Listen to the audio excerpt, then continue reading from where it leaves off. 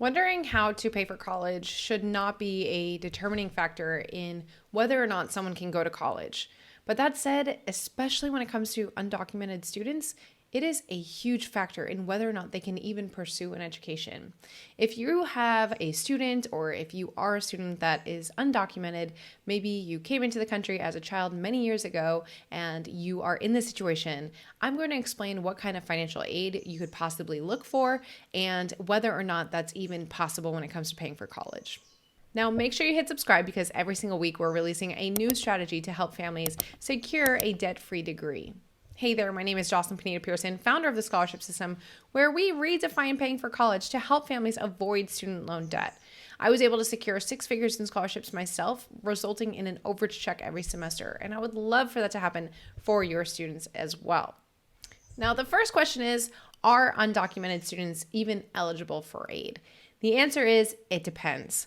So undocumented students, as well as students who are referred to under DACA or Deferred Action for Childhood Arrivals, DACA, they could possibly be eligible depending on their state. So they are not eligible for federal financial aid given through the federal government. But like I mentioned, they might be eligible for state, institutional, or private scholarships. Now, if you are uncertain what these different types of scholarships are, then make sure you check out our video explaining the best scholarships that are out there. I cover every single different type and which ones are the best ones to go after. We'll link to that in the description, or you can see it somewhere on the screen here. Now, the differentiating point here is that some of these types of money might require FAFSA. FAFSA, however, requires a social security number.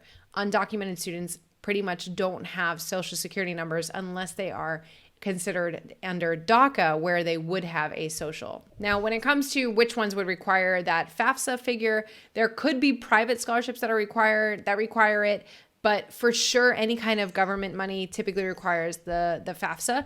And then also many universities will require FAFSA in order to assess students for any kind of aid through the university. So this is a major hurdle for a lot of students. Now, the good news is, though, that 7 states right now, at the time of recording this, do consider undocumented students eligible for state-based aid. That includes California, Colorado, Minnesota, New Mexico, Oregon, Texas, and Washington. So if you're a student, if you are in that state and your student is undocumented, then they could be eligible for state-based funding. Now, like I mentioned on that list were private scholarships. So private scholarships are given by outside sources and can have any kind of rules up based on that organization. You will see many of these say must be a U.S. citizen, but I have seen some before that said undocumented students may apply, or they just don't say that they must be a U.S. citizen. In that case, then your student could possibly apply to those. So if you want my 6 steps to securing private scholarships, how to build that list of scholarships, then make sure you check out my free training at thescholarshipsystem.com/free training. You can also find that link in the description. All of the links I'm referencing are going to be down there, so make sure you don't skip out. Check that out once we're done with this video. Now, like I mentioned, undocumented students can sometimes be eligible for institutional scholarships. That is up to every institution if they want to give money with or without FAFSA. But another stipulation is that sometimes students can receive in-state tuition. In many cases, if they're undocumented, then they're not going to receive in-state tuition. But there are a list of states where they can be eligible for that in-state tuition. By getting in-state tuition, this could possibly save your student tens of thousands of dollars. So this could be a huge benefit. And if your student can't get in-state tuition, then private universities actually could be more desirable than in-state or out-of-state schools. So this is where sometimes a lot of families will assume that a state college is always more affordable, but if they're not getting in-state tuition, then actually a lot of times private institutions will have much more flexibility. But that said, there are 19 states that actually have provisions for undocumented students to receive in-state tuition.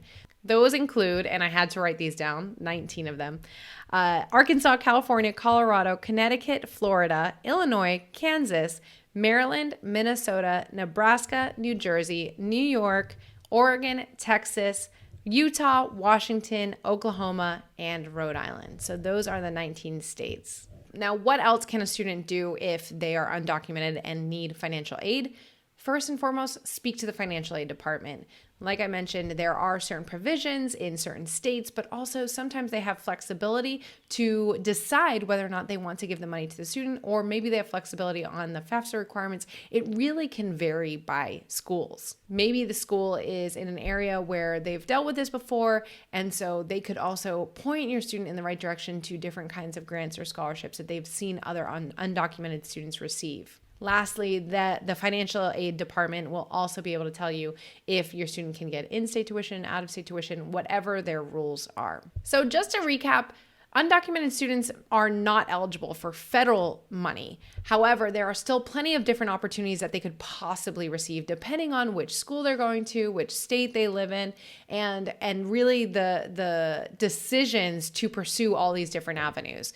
So if they're under DACA and have a social security number, then they can submit FAFSA, which opens up many doors. But if not, then it would behoove them to look into states that give in-state tuition to undocumented students, but also to schools that do not require FAFSA in order to give money. And then lastly, all students, all undocumented students should pursue those private scholarships. So again, make sure that you're checking out that free training, the 6 steps to securing scholarships. We will link to it in the description below. Okay, now comment below, did you know that these opportunities existed, or is this new to you? If you have any questions around this, feel free to comment with them in the comments below as well, and we will try to get you as many answers as possible, and if not, we'll point you in the right direction of where to get them. I hope you found this video helpful. Again, my name is Jocelyn Panetta Pearson, founder of the Scholarship System, and make sure you hit subscribe because next week I will be bringing out another video to help you work towards that debt-free degree with your student. I'll see you there.